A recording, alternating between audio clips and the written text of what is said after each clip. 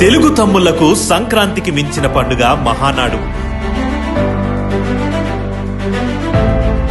ఇది కేవలం తెలుగుదేశం పండుగ కాదు, తెలుగువారి పండుగ.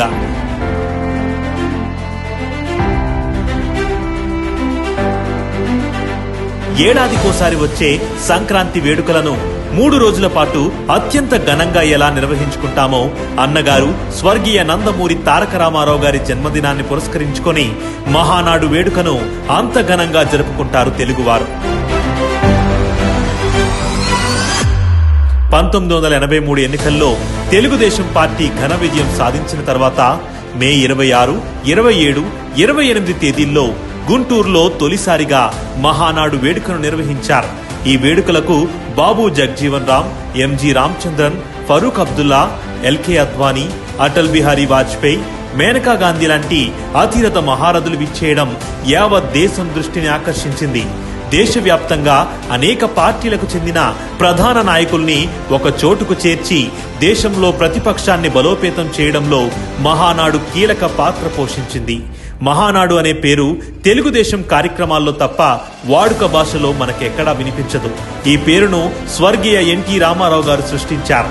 మహా అంటే అతిపెద్ద అని అర్థం, నాడు అంటే రోజు అని అర్థం. తెలుగు వారందరినీ ఏకం చేసే అతిపెద్ద రోజుగా మహానాడు నామకరణం జరిగింది.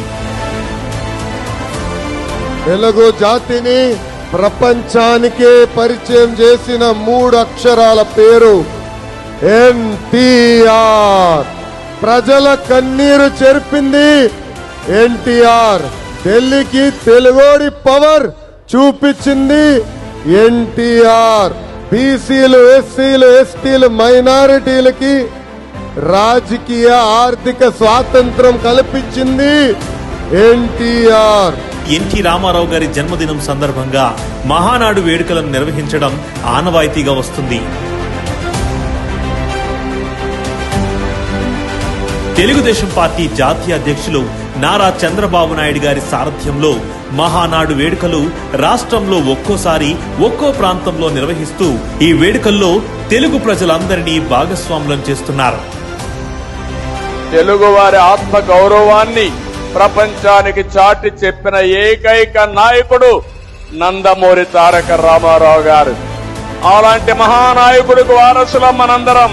ఆ వారసత్వాన్ని భావితరాలకు అందించే బాధ్యత మనందరిపైన ఉందని చెప్పి కూడా నేను మీకు తెలియజేస్తున్నా. ముఖ్యంగా ఈ వేడుకలో భోజనాలకు ఒక ప్రత్యేక స్థానం ఉంటుంది. 1 కాదు, 2 కాదు, అనేక నోరూరించే రుచులు, పసందైన వంటకాలు ప్రత్యేక ఆకర్షణగా నిలుస్తాయి. మహానాడు వేడుక జరిగే ప్రాంతమంతా పసుపు రంగుతో శోభాయమానంగా వెలిగిపోతుంది. ప్రజల ఉత్సాహం, కోలాహలంతో ఎక్కడ చూసినా పండుగకు మించిన వాతావరణం కనిపిస్తుంది.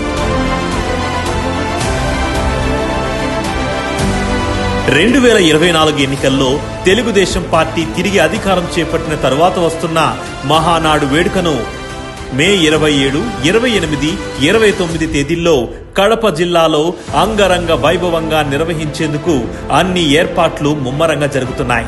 మహానాడు అంటే కేవలం అన్నగారి జన్మదినం మాత్రమే కాదు, 5 కోట్ల మంది ఆంధ్రుల ఆత్మగౌరవం, ప్రపంచం మొత్తం తిరిగి చూసే గొప్ప వైభవం.